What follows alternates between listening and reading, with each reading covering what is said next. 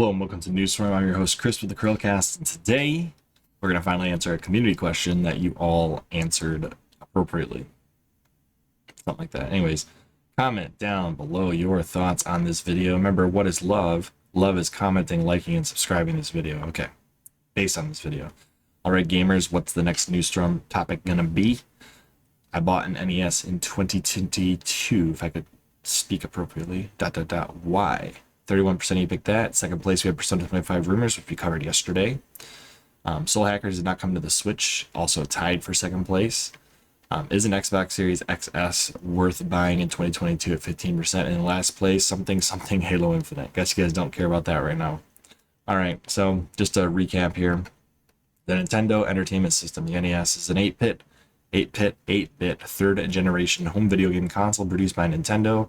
First released as the Famicom family computer in 1983 in Japan, in North America in 1985, which is before I was born, but it was the first console that was given to me, specifically me and my brother, when we were growing up.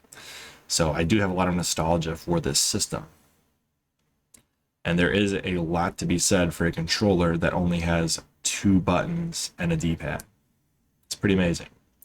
Anyway, so the system was released a long time ago with extremely popular franchises like Legend of Zelda and Metroid and Super Mario Bros. Originally appearing on this system. That's Super Mario Bros., not Mario Bros., which is a different game. Go check that one out. Different day, different time. All right. So we got to talk about something here. Now, the NES looks horrible on an HD television. So what did I pick up to go with my NES? A Retro Ting Classic. This particular beast of a little machine here. My composite video into this thing has never looked so good on an HD screen as this. And what this basically does is it doubles the lines coming out of the composite signal, and it upscales it that way instead of doing like the standard scaling that these crappy HDMI upscalers do. And it has very little to basically unnoticeable lag. So it does a really great job upscaling your games from the low quality composite signal to almost 480p, basically 480p with the line doubler, because composite comes out at 240p analog, and then the line doubler puts it out at what looks like 480p digital signal. And it comes out at mini HDMI to HDMI, get a little adapter, make it happen. And my goodness, an NES has never looked that good, but now it does. And I'll do some videos with that a different day, but Retro Tank, awesome. I managed to get mine for a really nice price on eBay, sniped in and got one at a low price. So I did not pay the full $100 for the device you see right there, but there are a lot of awesome other ones that you can get, including the 5X Pro, which is really expensive, the 2X Pro, which is about $130, which is basically the same kind of thing that I have, the Mini, which is I think usually $80. You've got the 2X SCART, the RGB to component, and then the component to RGB. So there's a lot of good converters here, and they got a remote replacement for the 5X Pro. The one I have is not even listed on here. It's the original one that's right here. It's literally just the board, a top, a bottom, and then some connectors. It's really nice, but as far as playing NES, it makes these games extremely fun. That's Metroid, Battletoads, and any other game you can throw at it. But I personally love these 2 games, and I have no problem playing it on here. Now, the biggest reason I got an NES in 2022 is because of this, Battletoads. And I'll tell you why. The Xbox One edition of Battletoads is not adequate. I don't like the controllers for this game. The Xbox controllers are great for other things like Halo and everything else, but not good for retro games, especially on Rare Replay. And the color palette is so weird. It doesn't look right. This game was released in 1991 for the NES originally, and then it was ported to like the Genesis, but that was another weird color palette. Whereas like this is what I remember. This is the NES version.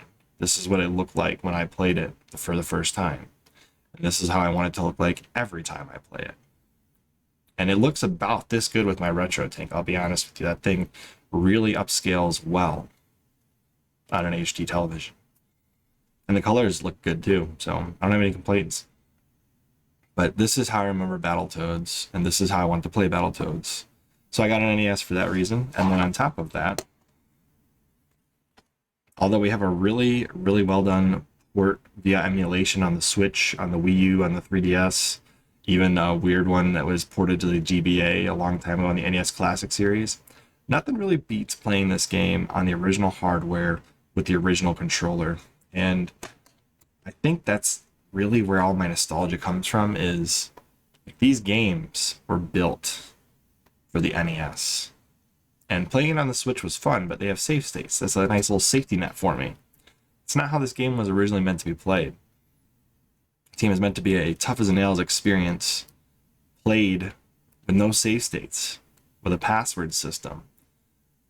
And I know the Japanese version on the disk system had save files, and if you played it on, I think maybe the European one, could be wrong, you got some save states, but on this version, it was a password system. That's how this game was meant to be played. That's why it's a lot harder to play it this way. And me personally, I like a challenge. I play Halo on Legendary the first try through, even though it destroys me half the time. In the same way that I would play a game like this and struggle through it to just do it the way it was intended,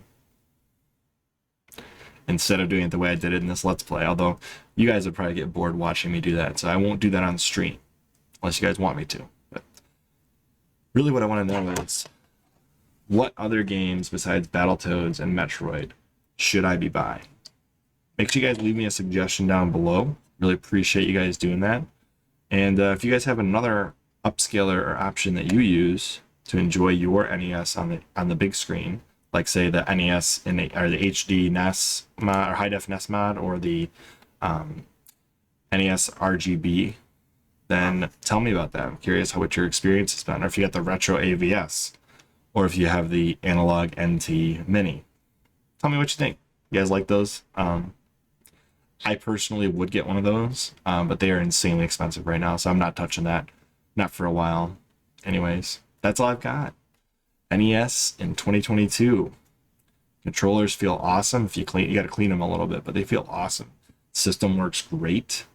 No issues, and highly recommend, if you're into this this generation of games, go get one for yourself as well, and let me know what you think. As always, I'm Chris, and I will see you all on the next one. Bye, guys.